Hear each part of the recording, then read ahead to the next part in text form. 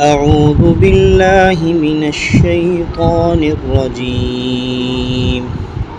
بسم الله الرحمن الرحيم. الرحمن علم القرآن خلق الإنسان علمه البيان. الشمس والقمر بحسبان والنجم والشجر يسجدان والسماء رفعها ووضع الميزان ألا تطغوا في الميزان وأقيموا الوزن بالقسط ولا تخسروا الميزان والأرض وضعها للأنام فيها فاكهة والنخل ذات الأكمام والحب ذو العصف والريحان فبأي آلاء ربكما تكذبان خلق الإنسان من صلصال كالفخار وخلق الجان من مارج من نار فبأي آلاء ربكما تكذبان رب المشرقين ورب المغربين فبأي آلاء ربكما تكذبان مرج البحرين يلتقيان بينهما برزخ لا يبغيان فبأي آلاء ربكما تكذبان يخرج منهما اللؤلؤ والمرجان فبأي آلاء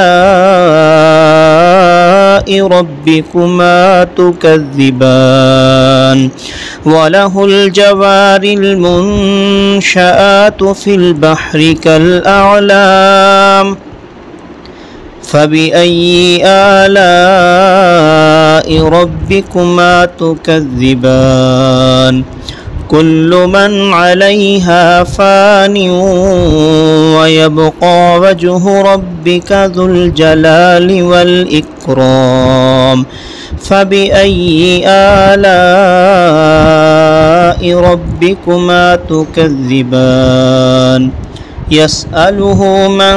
في السماوات والأرض كل يوم هو في شأن فبأي آلاء ربكما تكذبان سنفرغ لكم أيها الثقلان فبأي آلاء ربكما تكذبان يا معشر الجن والإنس إن استطعتم أن تنفذوا من أقطار السماوات والأرض فانفذوا لا تنفذون إلا بسلطان فبأي آلاء ربكما تكذبان يرسل عليكما شواظ من نار ونحاس فلا تنتصران فبأي آلاء ربكما تكذبان فإذا انشقت السماء فكانت وردة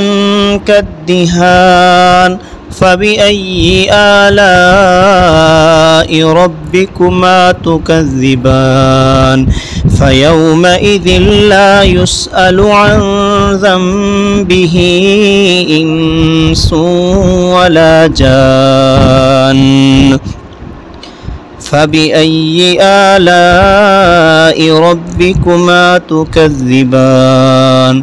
يعرف المجرمون بسيماهم فيؤخذ بالنواصي والأقدام فبأي آلاء ربكما تكذبان هذه جهنم التي يكذب بها المجرمون يطوفون بينها وبين حميم آن فبأي آلاء ربكما تكذبان ولمن خاف مقام ربه جنتان فبأي آلاء ربكما تكذبان ذواتا أفنان فبأي آلاء ربكما تكذبان فيهما عينان تجريان فبأي آلاء ربكما تكذبان فيهما من كل فاكهة زوجان فبأي آلاء ربكما تكذبان متكئين على فرش بطائنها من استبرق وجنى الجنتين دان فبأي آلاء ربكما تكذبان فيهن قاصرات الطرف لم يطمثهن إنس قبلهم ولا جان فبأي آلاء ربكما تكذبان كأنهن الياقوت والمرجان فبأي آلاء ربكما تكذبان هل جزاء الإحسان إلا الإحسان فبأي آلاء ربكما تكذبان ومن دونهما جنتان فبأي آلاء ربكما تكذبان مدهامتان فبأي آلاء ربكما تكذبان فيهما عينان نضاختان فبأي آلاء ربكما تكذبان فيهما فاكهة ونخل ورمان فبأي آلاء ربكما تكذبان فيهن خيرات حسان فبأي آلاء ربكما تكذبان حور مقصورات في الخيام فبأي آلاء ربكما تكذبان لم يطمثهن إنس قبلهم ولا جان فبأي آلاء ربكما تكذبان متكئين على رفرف خضر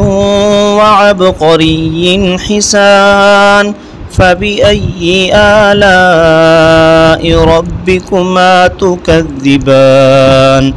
تبارك اسم ربك ذي الجلال والإكرام صدق الله العظيم.